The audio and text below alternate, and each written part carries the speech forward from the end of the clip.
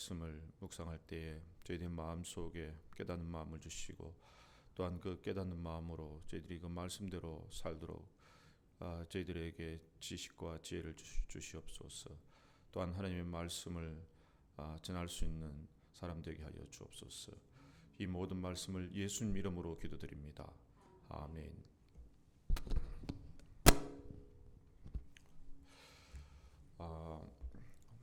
오늘 제가 말씀을 전하게 되어서 매우 기쁘게 생각합니다.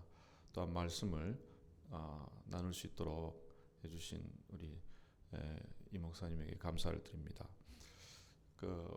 요즘 비가 오고 그래서 날씨가 좋고 또 하늘을 보면은 구름이 너무너무 아름답습니다.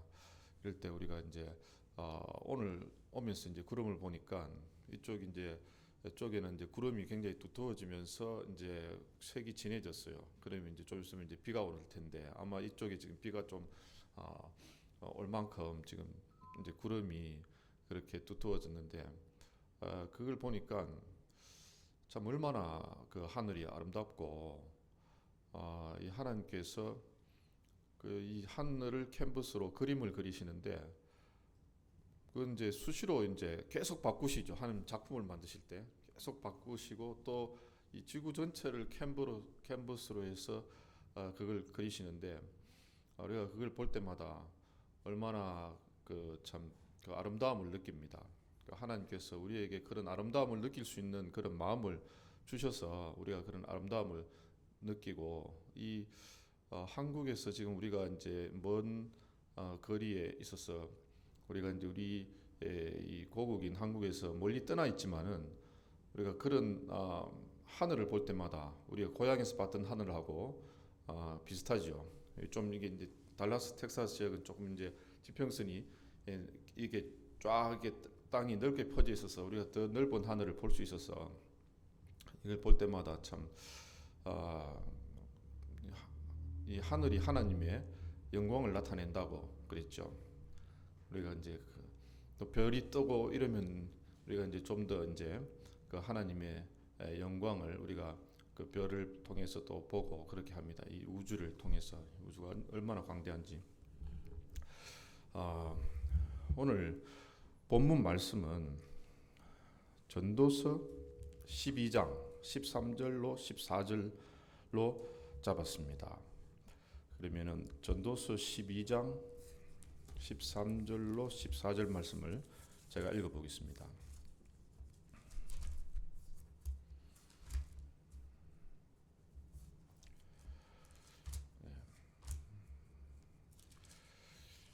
이제 제가 미리 이제 적어왔습니다. 전도서 12장 13절 14절입니다. 일의 결국을 다 들었으니 하나님을 경외하고 그의 명령들을 지킬지어다. 이것이 모든 사람들의 본분이니라. 하나님은 모든 행위와 모든 엄밀한 일을 선악간에 심판하시리라. 감사합니다.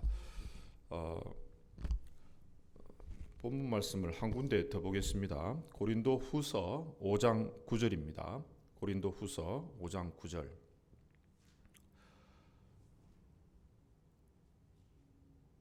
고린도 후서 5장 9절입니다. 그런즉 우리는 거하든지 떠나든지 주를 기쁘시게 하는 자 되기를 원하노라. 이 거하든지는 우리가 살든지죠. 떠나든지는 이 생을 떠나는 것을 말하기 때문에 이제 죽는 것을 말합니다. 주를 기쁘시게 하는 자 되기를 힘쓰노라. 오늘 우리 본문과 같은 본문을 잘 표현해 주는 찬송이 이런 찬송인 것 같아요. 날마다 주를 섬기며 언제나 주를 기리고 그 사랑 안에 살면서 딴 길로 가지 맙시다. 그래서 오늘 이 제목을 성경과 나의 삶의 변화라고 잡았습니다. 이 나는 뭐 저만을 가리킨 것이 아니고 각자의 우리 개인의 삶의 변화를 말합니다. 제가 이제 이 설교를 준비한다고 이렇게 준비를 하는데 지금 약 24페이지가 이제 준비가 돼 있습니다. 그래서 이거를 오늘 하루 만에 다 못할 것 같고 시간 되는 대로 하겠습니다. 그리고 좀 보면서 하겠습니다. 우리가 성경을 공부해야 되는데 언제까지 성경을 공부해야 되느냐? 우리의 삶의 변화가 있을 때까지 공부를 해야 됩니다. 그런데 성경을 우리가 공부하고 하다 보면은 처음에는 어렵고 뭐 지루하고 그렇기도 한데 성경이 꿀과 송이꿀처럼 단 그런 단계가 있어요. 성경이 매우 이제 그 처음에는 뭐 레위기 같은 그런 데 보면은 뭐 이렇게 좀 율법이 제시되어 있는 그런 것들은 굉장히 우리한테 지루하게 느껴질 수가 있지만은 그렇지만 우리가 그 성경 말씀을 한 말씀 한 말씀 깨달으면서부터 굉장히 그 성경 말씀 우리에게 달게 느껴지고 성경에서 성경이 꿀과 송이꿀처럼 달다고 했는데 우리가 그것을 그 느끼는 단계가 옵니다. 성경을 계속해서 집중적으로 공부하면 우리가 그 단계가 올 때까지 공부를 해야 되고 그리고 우리의 삶의 변화가 옵니다. 그렇게 되면 어떻게 오느냐 하면 우리가 하나님께 순종하고 싶은 마음이 들어요. 신앙 그 이제 은혜를 자꾸 받으면은 단 마음으로 하나님께 순종하고 싶은 그러한 마음이 옵니다. 즐거운 마음으로 하나님께 순종하고 싶은 그러한 마음이 옵니다. 어떻게 그럴 수가 있을까요? 하나님의 은혜를 계속 받으면 그럴 수가 있는데 어떻게 그럴 수 있을까요? 우리가 성경을 통해서 하나님의 말씀의 은혜를 받으면은 우리가 그렇게 변화됩니다. 우리 삶이 변화됩니다. 그러면은 오늘날 이제 이 신앙의 문제점들이 있습니다. 그것을 제가 이제 좀 이야기하면은 말로만 믿는다, 입으로만 믿는다고 해서 삶의 변화와 열매가 없는 경우가 많습니다. 그런 경우에 그 사람이 크리스찬이 됐는지 안 됐는지 사실상 알 수가 없어요. 그러면은 그 사람은 아직 구도자의 단계에 있다 이렇게 말씀할 수 있습니다. 네. 그러면 두 번째로 우리가 이제 그 하나님의 말씀에 순종해서 이 죄악을 열매를 맺던 삶에서 떠나서 의의 열매, 성령의 열매, 거룩한 성령의 9가지 열매를 맺게 되는 그러한 단계가 있습니다. 이럴 때 되면 교회가 이 믿는 사람의 그 생활에서 열리는 성령의 열매를 보게 됩니다. 바로 이것이 교회가 그 사람을 성도로 인식하는 시점이죠. 이게 이제 구도자의 단계에서 이제 성도의 단계로 이제 하나님의 은혜를 더 받게 되는 그러한 단계입니다.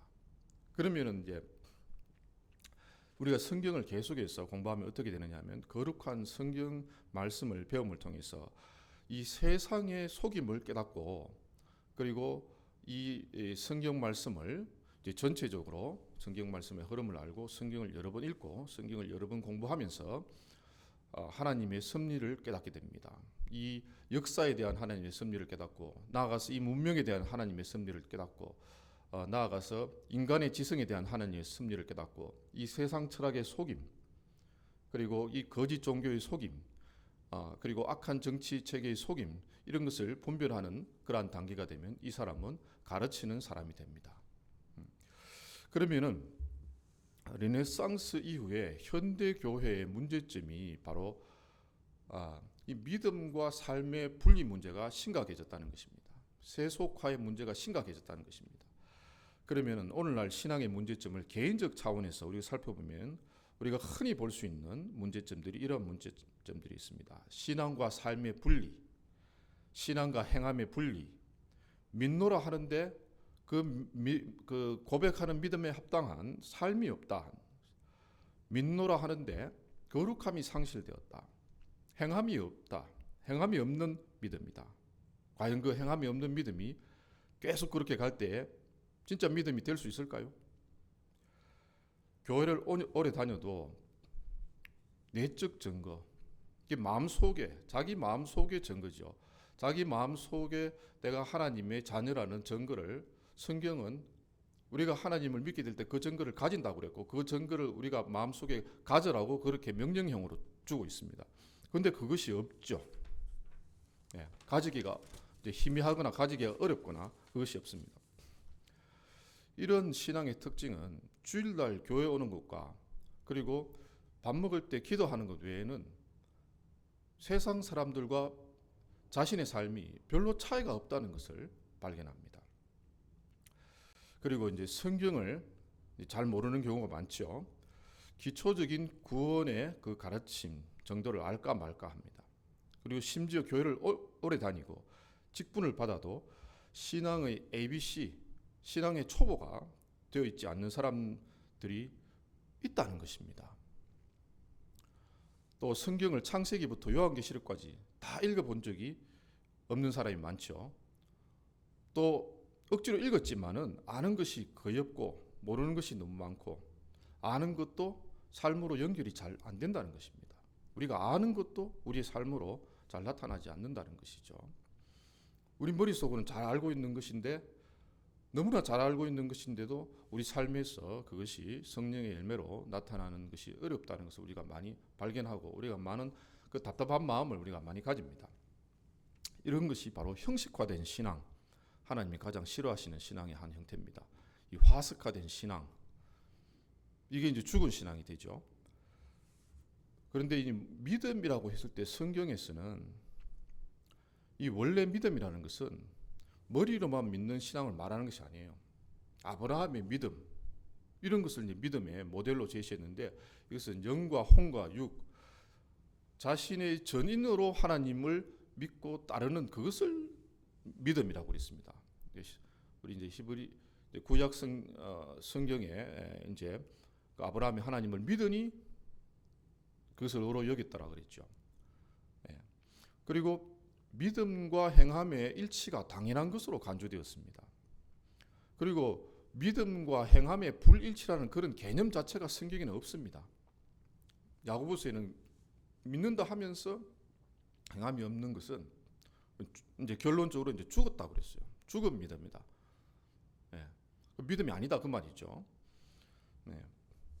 그리고 주위 사람들을 살펴보면은 자신과 신앙이 비슷하게 형식적인 신앙생활을 하는 사람들이 거의 대부분입니다. 주위를 살펴보면은 혹은 이제 은사주의 또 신비주의에 빠져 있는 경우가 있죠. 그리고 주변에 인격적 성경적으로 신앙의 본이 되는 사람을 찾기가 좀 어렵습니다. 뭐 영 불가능하다는 말은 아닌데. 그리고 내 병 낫고 내 남편 사업 성공하고 내 자녀 좋은 대학 가서 좋은 직장 갖는 것이 주된 기도 제목입니다. 이런 기도 제목들은 그 미신적인 조선시대 이럴 때에 100일 기도하던 기도 제목하고 별로 다르지가 않아요. 우리가 성경을 통해서 하나님의 거룩한 백성이 되었으면은 우리가 먼저 그의 나라와 그의 의를 구해야 되겠죠. 그리고 교회 같은 경우에 이 교회의 이 형식적 신앙의 모습은 교회의 질적 성장보다 양적 성장에 열중하게 됩니다. 그리고 교단적으로는 거대 교단을 유지하는 데 많은 에너지를 소모 내지 낭비하게 됩니다. 그리고 교회를 비즈니스적으로 세속적으로 운영합니다. 그리고 과도하고 무리한 건축을 합니다. 목회자가 욕설과 폭언을 합니다. 여러 가지 프로그램을 하는데 삶의 변화, 가정, 사회, 공적 생활의 변화, 내적 마음의 이 변화가 잘 일어나지 않습니다. 교인들에게 삼위일체 이신칭의가 가장 강조된 가르침이기 때문에 이에 대해서는 어느 정도 인식이 있습니다. 그렇지만은 삶의 적용 실천에 대해서는 잘 가르치지 못하고 있습니다.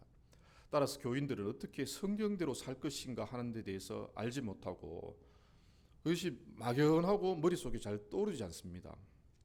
그리고 세상과 마귀의 미혹, 물질의 속임에 대해서 성경은 물질의 속임이라고 했습니다.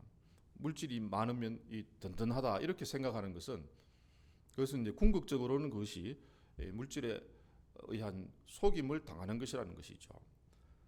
에 대한 인식이 부족하다는 것이죠. 현대 교회가 말씀의 실천과 적용에 약한 것은 사회 경제 제도의 변화, 산업화의 영향 때문이기도 합니다. 사회 경제적으로 이 변화된 사회에서 말씀대로 사는 삶에 대한 연구가 부족했다. 그래서 여기에 대해서 이러한 책임은 주로 학자들의 몫이라고 할 수 있습니다.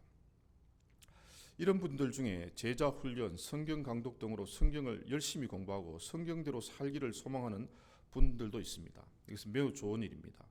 이런 분들에게 더 많이 성경 공부의 기회를 제공하고 성경적인 삶을 살기로 인도하는 그런 활동이 필요합니다.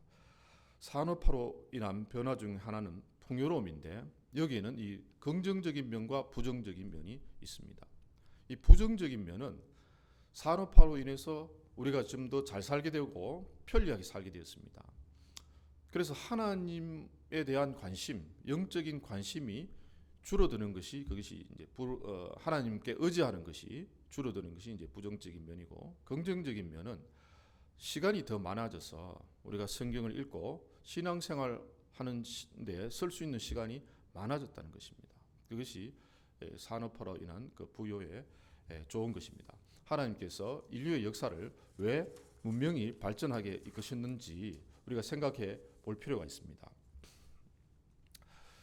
그러면은 왜 이 현대 교회, 이 근대 교회에서 이러한 형식적 신앙이 자리를 잡게 되었을까요?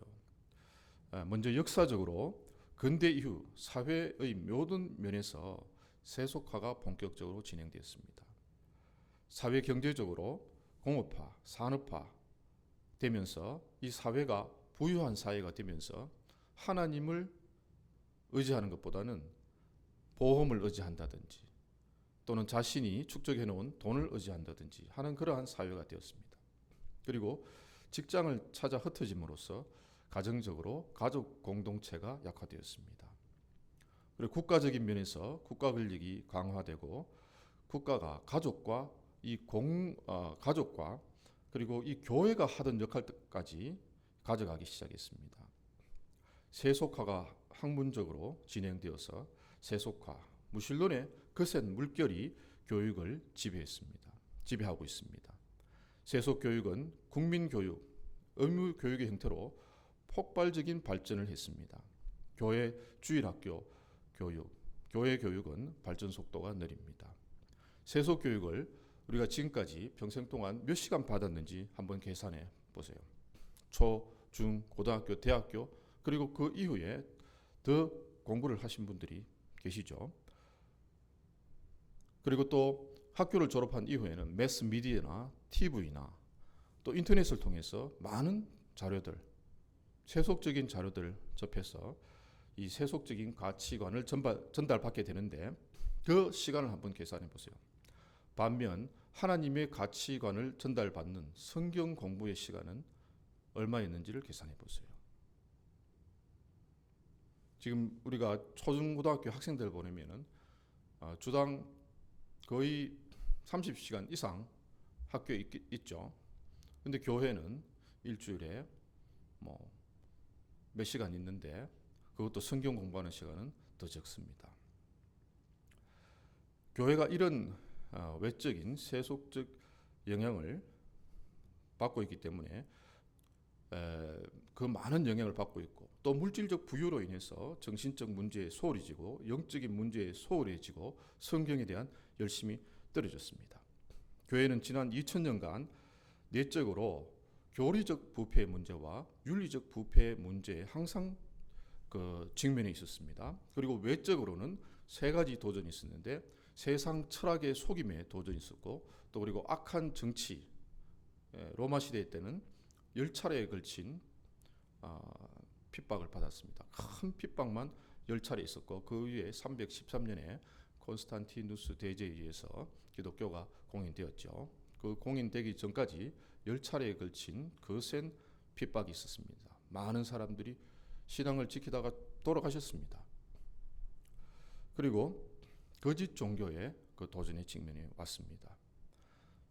이 모든 도전을 현대교회는 그대로 다 받고 있습니다. 오늘날에도 악한 정치, 중국 이런 데 가면은 믿음을 내놓고 못 믿습니다. 믿으면 내놓고 믿으면 잡아갑니다. 오늘날에도 그대로 악한 정치가 기독교를 핍박하고 있습니다. 오늘날에도 많은 이 거짓 종교들이 사람들을 속이고 있습니다. 이슬람부터 시작해서 그 가톨릭 이런 종교들의 거짓된 교리들이 얼마나 많습니까? 그리고 이러한 그 도전의 직면에서 해결책은 어디에 있겠습니까? 해결책은 성경에 있습니다. 오늘 요한계시록 3장 14절로 22절을 잠깐 살펴보겠습니다. 요한계시록 3장 22절로 마지막 절까지입니다. 14절로 마지막 절까지입니다. 요한계시록 3장 14절로 마지막 절까지는 라오디게아 교회에 대한 예수님의 말씀입니다. 여기서 어떤 말씀을 하고 있는지 우리가 주목해서 볼 필요가 있습니다. 이 라오디게아 교회는 현대 교회와 가장 비슷하다고 많은 그러한 성경 교사들, 목사님들이 설교를 하고 있죠. 14절을 제가 14절부터 22절까지 제가 읽으면서 말씀드리겠습니다. 라오디게아 교회의 사자에게 편지하기를 아멘이시오 충성되고 참된 증인이시오 하나님의 창조의 근본이신 이가 가라사대. 바로 예수님이죠. 내가 내 행위를 아노니, 내 행위라는 것은 라오디게아 교회의 교인들의 행위죠. 내가 차지도 아니하고 더웁지도 아니하도다. 찰 때는 차고 더울 때는 더워야 됩니다. 우리의 머리는 차야 됩니다. 우리의 가슴은 따뜻해야 됩니다. 그래서 예수님이 내가 차든지 덥든지 하기를 원하노라. 우리는 냉철한 머리 그리고 따뜻한 마음을 가져야 돼요. 찰 때는 차고 더울 때는 더워야 됩니다. 찰 곳은 차고 더울 곳은 더워야 됩니다. 그런데 내가 이같이 미지근하여 더웁지도 아니하고 차지도 아니하니 내 입에서 너를 토하여 내치리라. 그 결과는 예수님의 입에서 토하여 내치겠다는 말씀이죠. 이 말씀이 얼마나 무서운 말씀입니까? 17절에 내가 말하기를 나는 부자라 부요하여 부족한 것이 없다 하나. 바로 이 현대 교회가 가지고 있는 이 부유의 한 모습과 일치하고 있죠. 내 공고한 것과 가난한 것과 눈먼 것과 벌거벗은 것을 알지 못하도다. 예수님이 5가지로 지금 이 라오디게아 교회의 이 가난한 것을 말씀하고 있습니다. 라오디게아 교회는 물질적으로 부자였죠. 물질적으로 그 도시가 부유한 도시였지만은 영적으로는 가난했다는 것입니다. 가련했다는 것입니다. 공고했다는 것입니다. 눈이 멀었다는 것입니다. 벌거벗고 있었다는 것입니다. 옷이 없었다는 것이죠. 18절에 보니까 내가 너를 권하노니 내게서 불로 연금한 금을 사서 부요하게 하고 흰옷을 사서 입어 벌거벗은 수치를 보이지 않게 하고. 예수님께서 불로 이제 연단한 금을 사라. 이 연단한 금은 바로 성경 말씀을 가르치는 것이죠. 성경 말씀을 통해서 우리가 영적으로 우리가 많은 진리를 가져야 되겠죠. 그리고 흰옷을 사서 벌거벗은 수치를 보이지 않게 하고. 이 흰옷은 착한 행실을 말하는 거죠. 성경을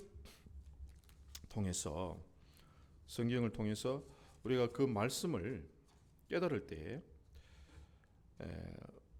우리가 착한 행실을 하게 됩니다. 성경 말씀을 깨닫고, 그리고 성경 말씀에는 어떻게 그 깨달은 말씀을 실천하라 하는 것까지 가르쳐주고 있어요. 그래서 우리가 성경 공부를 하면은 기본적인 성경의 가르침도 알게 되고 어떻게 실천하라 하는 것도 알게 되고, 그래서 이 착한 행실이라는 열매를 맺게 됩니다. 어떻게? 하나님의 말씀을 들음을 통해서. 그리고 안약을 사서 눈에 발라 보게 하라. 이 안약은 자신의 모습을 깨닫게 하는 그 가르침이죠. 그리고 이 시대의 이 징조를 깨닫게 하는 그런 가르침을 말합니다.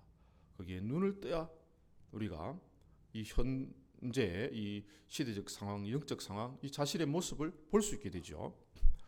무릇 내가 사랑하는 자를 책망하여 징계하노니 그러므로 내가 열심을 내라 회개하라.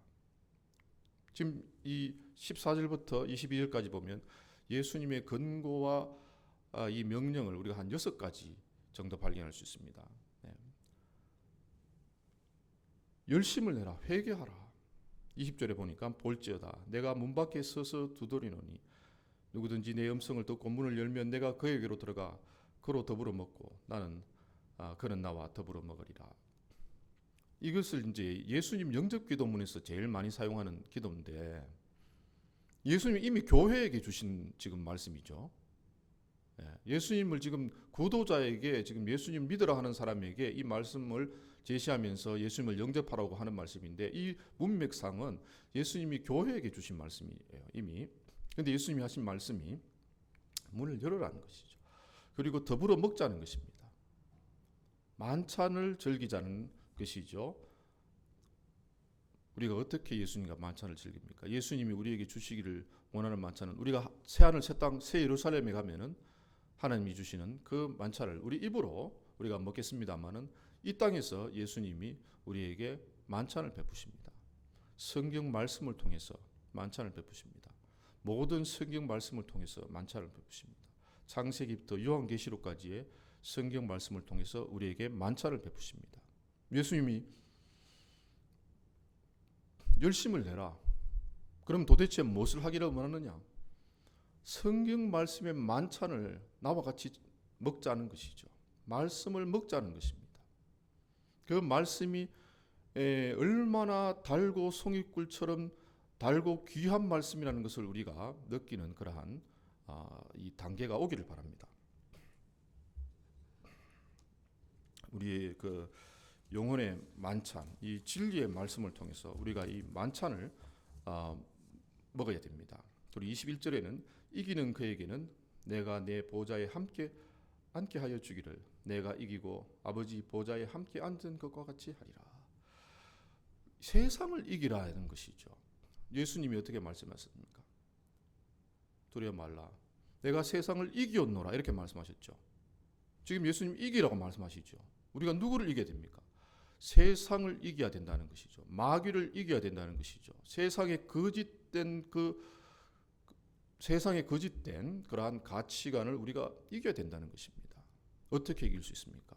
하나님의 말씀의 은혜를 통해서 우리가 이길 수 있습니다. 하나님의 말씀의 가치관을 우리가 받아들임으로써 우리가 하나님의 인도하심에 눈을 뜨게 됩니다. 하나님이 우리가 어떻게 교회 생활을 하라는가, 가정 생활을 하라는가, 사회 생활을 하라는가, 국가 생활을 하라는가, 우리의 내적인 마음의 양심, 이 신앙 양심 어떻게 지키라는가, 이것을 우리가 깨닫고 세속적 가치관을 이기고 우리가 승리하게 됩니다. 그럴 때 하나님 보좌에 함께 앉은 것과 같이 하리라. 예수님 말씀을 따라 살면은 단지 구원만 받는 것이 아니라 영광의 자리에 가게 되죠. 그다음에 22절에 보면 귀 있는 자는 성령이 교회들에게 하시는 말씀을 들을지어다 이렇게 되어 있습니다. 하나님의 말씀을 들으라는 것이죠. 이것은 이 요한계시록 2장 3장에 나오는 에스보드 사빌라 7교회에 예수님께서 공통적으로 주시는 말씀이에요. 이기라는 말씀도 그렇게 나오고 있습니다. 예수님이 우리에게 주시는 가장 중요한 가르침은 세상을 이기라는 것입니다. 그리고 하나님 말씀을 들으라는 것입니다. 하나님의 말씀을 들음으로써 우리가 세상을 이기는 힘을 얻게 됩니다. 세상의 속임을 깨닫게 되고 세상을 이기는 힘이 생깁니다. 우리 믿는 사람들이 해야 될 주된 일은 하나님의 말씀을 듣는 것입니다. 성경을 공부하는 것입니다. 하나님의 말씀을 듣고 읽고 연구하고 주야로 묵상하고 그럴 때에 우리 마음속에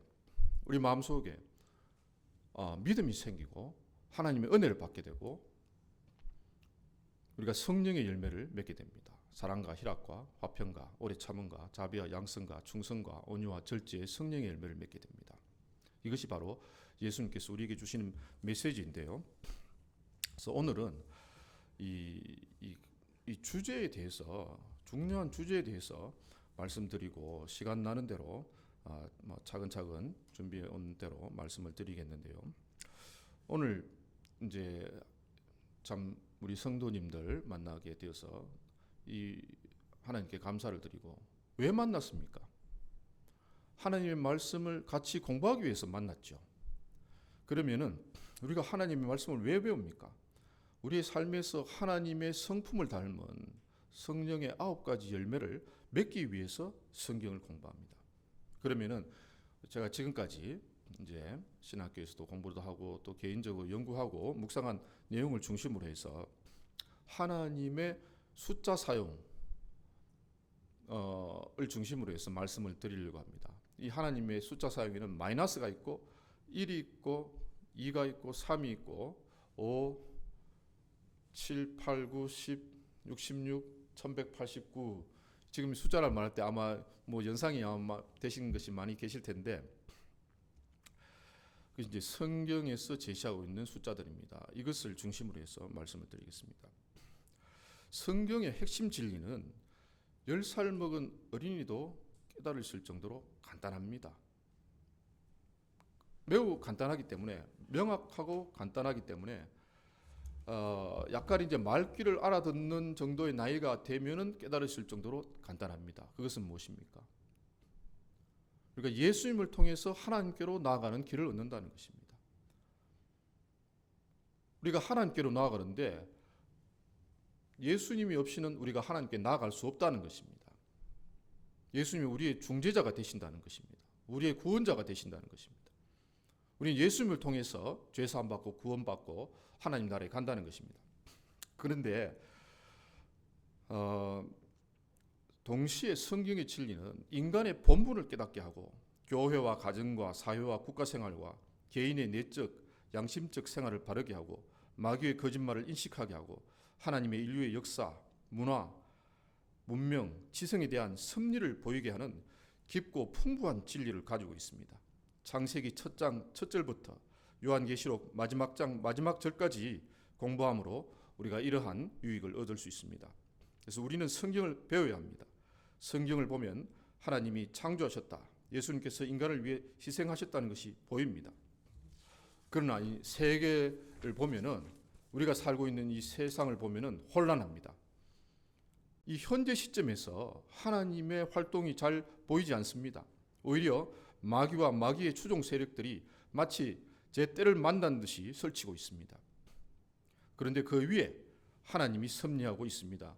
이것이 성경 공부를 통해서 보여야 합니다. 그리고 우리는 마음과 성품과 힘을 다해서 성경을 공부해야 합니다. 성경을 배워서 그 기준으로 인간의 역사를 보면은 역사에서 섭리하시는 하나님이 보입니다. AD 30년경 예수님께서 십자가에서 죽으시고 3일 만에 부활하시고 40일 후에 성천하시고 AD 70년에 예루살렘 성전이 파괴되고 313년에 교회는 공인되었습니다. 그러나 점차 타락하여서 1517년 루터 켈빈이 종교개혁을 통해서 교회가 회복되고 건면하고 부지런하고 검소하고 아끼고 절제하고 사치하지 않는 이 프로테스탄트 경제윤리가 발생했습니다. 이러한 근검절제의 신교 윤리에서 자본주의 정신이 발생했습니다. 발전된 공업과 과학을 배경으로 자본주의 정신을 가진 자본가들이 상업을 하고 무역을 해서 오늘날 더 풍요로운 사회가 되었습니다. 이것을 현대사회학의 아버지인 막스 베버라는 사람이 프로테스탄트 윤리와 자본주의 정신이라는 제목의 책으로 썼습니다. 이 자유시장 경제를 지키기 위해서 자유민주주의라는 정치제도가 요청되었습니다. 현대 자유민주주의는 그리스 고대 민주정치와 직접적인 관계를 가진 것이 아니라 종교개혁과 프로테스탄트 윤리와 직접적인 관계를 가지고 있습니다.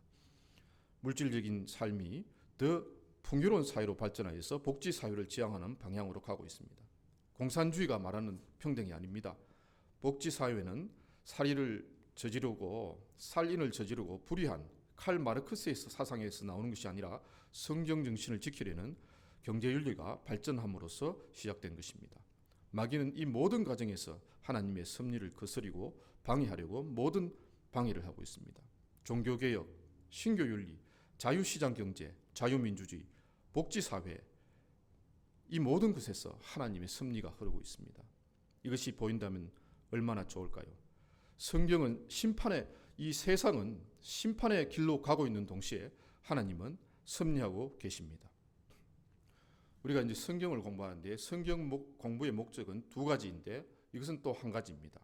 먼저 성경을 읽고 이해하고 은혜 받는 것입니다. 그 다음으로 우리의 삶의 현장, 교회, 가정, 사회, 국가, 나의 마음속, 나의 신앙 양심에서 이 9가지 성령의 열매를 맺는 것입니다. 그러니까 성경을 배워서 은혜 받고 우리의 모든 삶의 영역에서 성령의 9가지 열매를 맺는 것입니다. 많이 맺는 것입니다. 이것이 성경 공부의 목적인데 이것이 2가지가 아니고 2가지인데 1가지라는 것입니다. 믿고 예수님의 말씀을 따르는 것은 이것이 한 개의 단일 개념입니다. 믿고 따르지 않는다는 개념은 성경에 그런 개념은 존재하지 않습니다. 진리이기 때문에 믿으면 당연히 따라야 된다는 것이 성경 말씀입니다. 그래서 우리가 은혜를 깊이 받고 하나님의 말씀을 따라야 되겠습니다. 그렇게 하기 위해서는 인간의 삶의 목적과 하나님의 기대와 성경의 구조와 삶의 현장에서 어떻게 적용할 것인지를 배워야 합니다. 어떻게 적용할 것인지를 우리가 성경을 통해서 깨달아져야 됩니다. 네. 하나보다 적은 수가 있습니다. 이것이 이제 0이고 0보다 더 적은 수가 있습니다. 이것이 뭡니까? 마이너스 수죠. 마이너스 1, 마이너스 2, 마이너스 3 이렇게 이 음수라고 하는데요. 이것이 또 있습니다.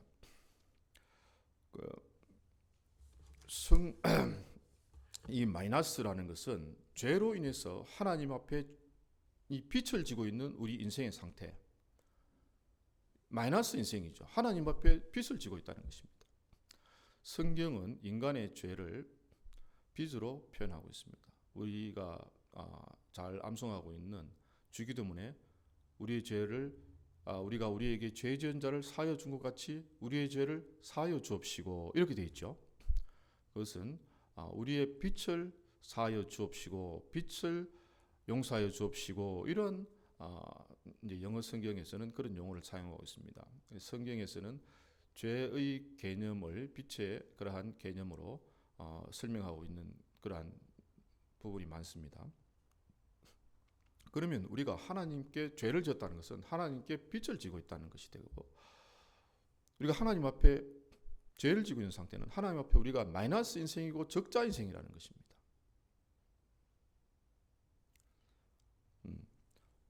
그러면 우리가 제일 중요한 걸 알아야 되겠죠. 그럼 우리가 어떻게 하면 흑자 인생으로 바뀔 수 있겠느냐. 하나님 우리에게 가르쳐주시는 제일 중요한 가르침, 그것이 바로 오늘 읽은 성경 본문입니다. 그런데 이제 우리가 성경을 배울 때 어떻게 공부를 해야 될까요? 성경 전체가 믿어질 때까지 공부해야 됩니다. 성경이 달 때까지, 단마음으로 순종하고 싶을 때까지 성경을 공부해야 됩니다. 그리고 적용과 실천을 어떻게 하는지를 우리가 깨달을 때까지 성경을 공부해야 됩니다. 그래서 성령의 열매가 맺히게 됩니다. 나아가서 이 세상의 속임과 또 하나님의 섭리를 하나님의 섭리가 보이도록 그렇게 성경을 공부해야 됩니다. 왜냐하면 성경을 공부하면은 이 세상의 속임, 마귀의 속임, 거짓 선지자의 속임, 악한 정치의 속임에 대해서 세상 철학의 그 초보성 이런 것에 대해서 말을 하고 있습니다. 우리가 그 성경 말씀을 깨달으면 이것이 보입니다. 하나님의 또 섭리가 보입니다. 하나님이 이 세상을 어떻게 이러한 죄악된 세상이지만 어떻게 섭리하고 계신지가 보입니다. 이것이 보이도록 우리가 성경을 공부하고 왜 우리가 이렇게 성경을 공부합니까? 성령의 열매를 맺고 복음을 전가하기 위해서죠. 그래서 성경을 읽고 배울 때는 성경을 66권 전체를 배워야 합니다. 그리고 성경 전체를 일단 한 번을 읽어야 됩니다. 그리고 여러 번 읽어야 됩니다. 성경의 가르침을 배운 것이 삶에 나타나도록 배워야 됩니다. 성경을 시간 되는 대로 속속들이 배워야 합니다. 하나님의 존재, 하나님의 사랑이시죠. 하나님의 마음, 그 하나님의 마음에는 이 사랑의 마음, 이 자비한 마음과 이 진리, 정의의 마음이 조화를 이루고 있습니다. 이것을 알 때까지 우리가 배워야 됩니다. 그리고 우리가 성경을 일용할 양식으로 먹고 나아가서 스스로 먹고 스스로 매일 먹는 것이 습관화되도록 우리가 성경을 배워야 됩니다. 성경의 그 하나님이 우리에게 주신 이 생명의 말씀, 이 생명의 편지, 하나님의 이 사랑의 편지를 우리가 읽고 싶게 됩니다. 이제 성경 은혜를 자꾸 받으면은 하나님을 믿고 사랑하고 단 마음으로 순종하고 싶을 때까지, 순종할 때까지, 또 복음을 전하고 복음에서 삶에서 복음의 열매가 나타날 때까지 배워야 합니다. 또 성경 학습을 통해서 이 사람과 돈에 대한 탐욕이 점점 줄어들어야 됩니다. 예수를 믿으면 점점 이기적이 되는 것이 정상입니까? 점점 이타적이 되는 것이 정상입니까? 이타적이 되는 것이 정상이죠. 그런데 오늘날 세속적 성공을 강조하는 교회 가면은 그 메시지를 듣게 되면 점점 이기심이 더 들게 됩니다. 그리고 성경 학습을 통해서 이러한 탐욕이 줄어들고 또 불필요한 걱정을 하지 않고 예수님을 통해서 하나님께 나아가서 하나님의 기쁨이 되는 사람이 우리의 이 성경 공부의 길이고 이것이 바로 제자의 길입니다.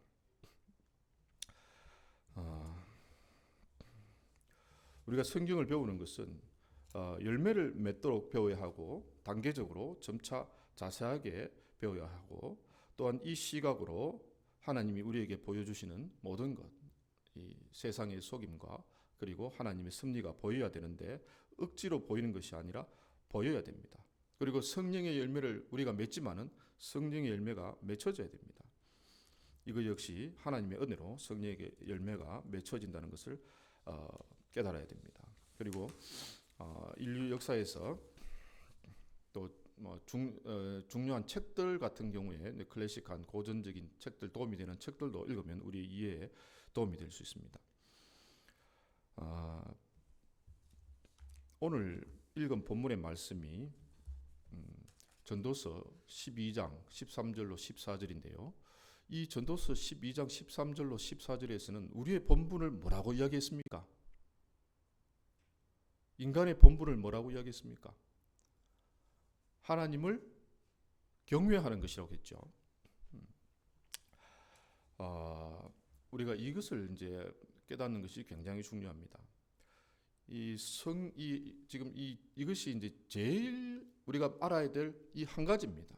이 한 가지는 바로 성경의 원저자는 한 분 하나님이시라는 걸 알아야 됩니다. 성경은 한 개의 스토리라는 것을 알아야 됩니다. 성경은 한 개의 메시지라는 것을 알아야 됩니다. 성경을 통해서 우리는 한 개의 인간의 본분을 깨닫게 됩니다. 이 한 개를 모르면 어떻게 두 개를 하겠습니까? 이 한 개를 거꾸로 아는 경우가 오늘날 많이 있습니다. 그것이 바로 내 구원을 받겠다는, 또 하나님은 구원을 주시는 분인데, 하나님 믿게 되면 하나님은 우리에게 구원을 주시는 분인데 내 구원에만 집착하면서 사람들이 점점 이기적으로 변하는 모습을 보게 돼요. 내 구원에만 집착하면서 성경에서 말씀하시는 그 가르침에 따르지 않는 모습을 발견하게 됩니다. 내 구원에만 집착하면서 하나님이 가정생활을 어떻게 하라, 사회생활을 어떻게 하라, 그리고 우리의 마음은 어떻게 우리가 잘 지키라, 이런 것에 우리가 잘 따르지 않으면서 내 구원만 얻으려는 것에 집착하는 그런 사람들이 우리 주변에 많이 있습니다. 예수님을 믿고 자기 구원 받는 것도 그렇게 집착하게 되면 그것은 이기적인 것입니까? 이타적인 것입니까? 이기적인 것이죠. 이러한 것이 심해지면 바로 구원파가 되는 것입니다. 오늘날 우리 한국 사회가 이 자신의 구원을 너무 강조하면서 하나님이 베풀어 주신 이 큰 은혜에 대한 바른 응답, 하나님 우리에게 이렇게 큰 은혜로 구원을 주셨으면 우리가 당연히 어떤 사람이 되어야 됩니까? 이러한 것에 소홀할 때에 이기적이 되고 하나님이 원하시는 반대 방향으로 나가게 됩니다. 그래서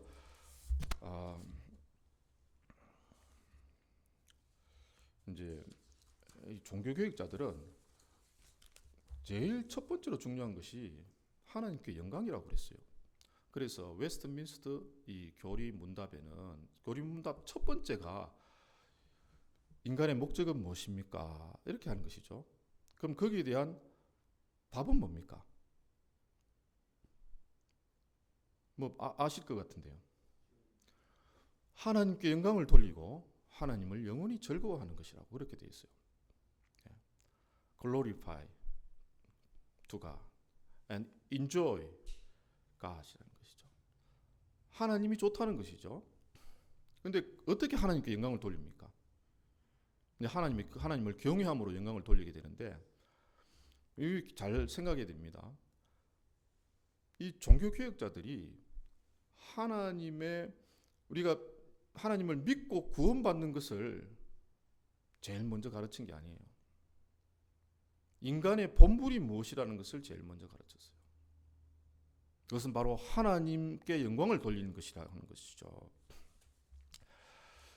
오늘 이 본문에서 인간의 본분이 하나님을 경외하는 것이라고 했는데, 이 경외한다는 말은 이제 한문으로 되어 있는데, 이 경외라는 것은 존경할 경자죠. 그리고 두려워할 외자, 존경하고 두려워한다는 것입니다.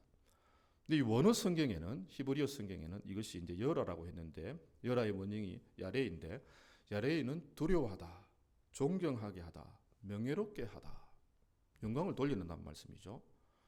하나님을 존경하고 두려워하고 하나님께 영광을 돌린다는 것이 이 경외하다의 뜻이라는 것입니다.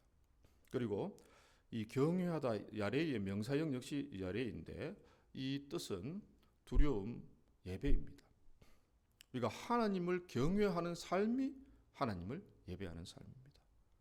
주일날 하나님을 예배한다고 하고 나머지 6세 동안은 하나님을 경외하는 것과 관계없거나 반대되는 삶을 산다면 그것은 하나님을 놀리는 것이죠. 하나님께 영광을 돌리는 것이 아니고 하나님을 놀리는 것이죠. 그래서 하나님을 경외한다는 것은 하나님을 두려워하고 하나님께 영광을 돌리고 하나님께 예배한다는 뜻입니다. 우리 삶으로 예배를 하고 또 우리 교회에 나와서 하나님 말씀을 들음으로써 우리가 은혜를 받고 우리가 점점 더 하나님의 은혜 가운데 거하게 되는 것이죠. 이러한 삶이 바로 정상적인 삶이라는 것이죠. 우리가 예수 믿고 구원받는 것이 중요하죠. 예수 믿는 목적이 뭐냐 이렇게 물어보면은 우리 99%는 예수 믿고 구원받는 것 그렇게 말합니다. 그런데 종교개혁자들은 뭐라고 가르쳤습니까? 너 왜 하나님 믿냐? 그 목적이 뭐냐? 하나님께 영광 돌리는 것이고 하나님을 즐거워하는 것이라는 거죠. 하나님이 좋다는 것이죠. 하나님을 두려워하고 하나님께 영광을 돌리고 하나님을 명예롭게 하고 우리의 삶으로 하나님께 예배를 드리라는 것이죠. 그게 다르죠. 이게 지금 역전이 되어 있습니다. 원래 같은 것이죠. 하나님 우리에게 주신 은혜를 우리가 이해함으로써 우리가 이제 믿고 그러면 거기에 대한 인간의 반응으로서 하나님이 하신 일에 대한 인간의 반응으로서 우리가 하나님을 경외하는 거예요. 하나님의 하신 일을 우리가 믿고 그 믿음의 내용은 하나님이 하신 일을 믿는 것이죠. 성경입니다. 66권입니다. 그런데 하나님이 하신 일에 대해서 칭찬만 하고 그 덕을 송축만 하고 하나님이 원하시는 그러한 인간의 본분, 이건 원래 창조 때부터 인간에게 주어진 인간의 본분인데 그것을 하지 않는다면 하나님이 그 목적으로 그런 구원을 하신 것이 아닌데 하나님의 구원 목적에 어긋나죠. 인간의 본분에 어긋나죠. 그래서 우리가 믿는 목적은 하나님을 경외하는 것이다. 본문이 말하고 있죠. 이 모든 인간에게 이것이 적용됩니다. 그리고 본문 또 무엇을 가르쳐 주냐 하면은 하나님을 경외하는 것은 무엇이냐, 우리가 어떻게 하나님을 경외하게 되느냐 하는 것도 말하고 있습니다. 하나님의 명령을 지키는 거라고 했죠. 그럼 하나님의 명령이 무엇이냐, 이것을 예수님이 요약하시고 또 새 계명으로 주셨는데 오늘 시간이 많이 되었기 때문에 그것은 다음 기회가 있으면 하도록 하겠습니다. 그러면은 오늘 제가 말씀한 거를 잠깐 요약해서 보면은 우리가 예수 믿기 전에는 우리는 어떤 상태에 있었습니까? 죄악의 상태에 있었죠. 마이너스 상태에 있었습니다. 그러면 우리가 하나님을 믿으면은 우리가 알아야 될 가장 중요한 것, 우리 신앙에서 첫 번째 우리가 앞에 놓아야 될 것은 무엇입니까? 그것은 바로 인간의 본분인데 그것은 무엇입니까? 하나님을 경외하고 하나님께 영광을 돌리고 우리의 삶으로 하나님께 예배를 드리는 것이죠. 네. 그리고 우리가 이제 다음 기회가 있으면 그러면 그 이에 대해서 하나님이 하신 일 이에 대해서 또 하나님이 우리에게 주신 삶에 대해서 또 계속해서 말씀을 드리도록 하겠습니다. 그러면은 기도하겠습니다. 사랑과 진리이신 하나님 아버지, 저희들에게 성경과 교회와 성령을 주심을 감사합니다. 말씀을 들려주심을 감사합니다. 성경에 나타난 창조주, 구속주, 심판주, 성부, 성자, 성령 삼위일체 하나님을 믿고 하나님을 경외하라는 사람의 본분을 알게 되었습니다. 교회, 가정, 사회, 국가 생활에서 마음으로부터 죄에서 떠나라, 탐욕과 염려에서 떠나라는 하나님의 심정을 우리가 성경을 통해서 깨닫고 또 더 깨닫고 하나님의 사랑과 정의의 성품을 본받고 예수님의 피 묻은 십자가의 복음을 우리 주변과 땅끝까지 전하게 하옵소서. 예수님의 이름으로 기도드립니다. 아멘.